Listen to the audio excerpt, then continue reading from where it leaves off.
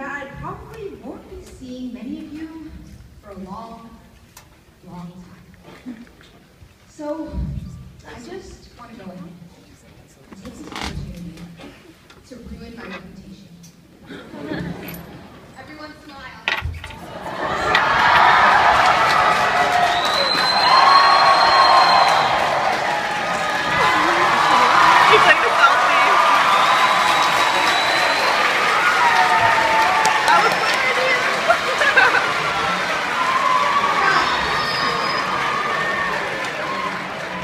Jacqueline.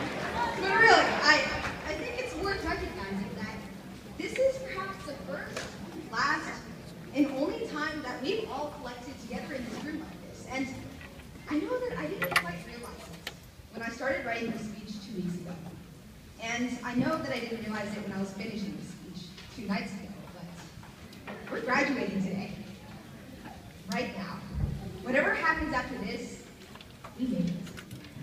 So, before I say anything else, congratulations to each and every one of you.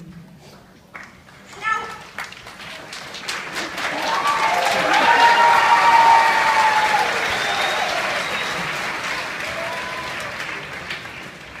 I'm supposed to tell you something inspirational.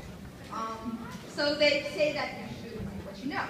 So, about 2.5 weeks ago, I was sitting in my 3rd period AP class on the day before the AP exam. And at the end of the class, after having reviewed for the entire period, Ms. Manning said to us that she had only one word of advice for that night. Cram. And you know, everyone in the class kind of just laughed, because since when does your teacher tell you to cram?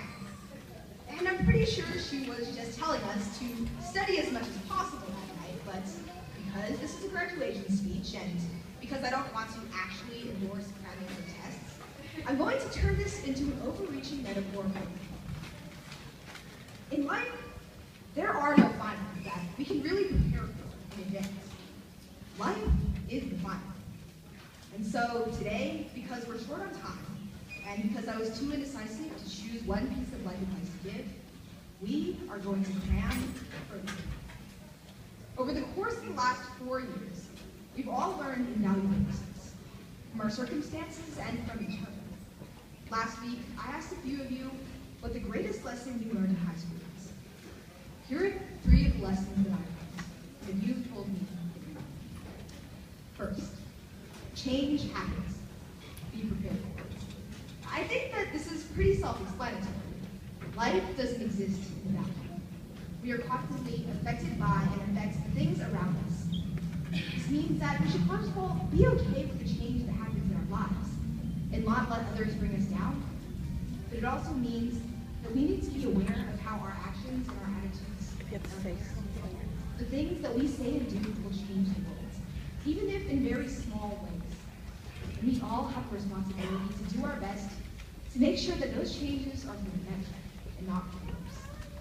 Which brings me to my second lesson, that interpersonal relationships are crucial. That I am here as I am today, and that you are here as you are today, is the result of all of the interactions that we have ever had with the people surrounding us, including each other. Often, the people that you walk into one stage of your life with will not be the same people that you write the next chapter with. And that's okay. Relationships change. And sometimes we may learn more from the people that we don't want to be like than the people that we do. But our friends and our family are often the most valuable sources of support that we have. So thank them when you leave here today. Learn to rely on them and let them rely on you. Be nice to them. Be mean when you have to be. Tip well, say thank you, please, and sorry. Third, don't procrastinate. I told you earlier that I finished my speech 2 nights ago. That was a lie. I finished it this morning. Don't do that to yourself. I know that a lot of what I've said to you so far seems contradictory to this idea. I did say that we were cramming for the final, but I do mean it. Perhaps procrastination is inevitable sometimes. But think of it this way. People often tell us that as high school graduates, we are about to start our lives. But it's also true that we've been living for 18 years. And depending on our life expectancy, that is almost a quarter of our lives gone. I don't know about you, but when I'm done, I want to be able to look back on my life and say that I made the most of my time. You've likely heard this quote before, but John Randolph, I'm not sure which, there were like 3 of them, but one of them said that time is at once the most valuable and most perishable of all our possessions. Life goes on, with or without you.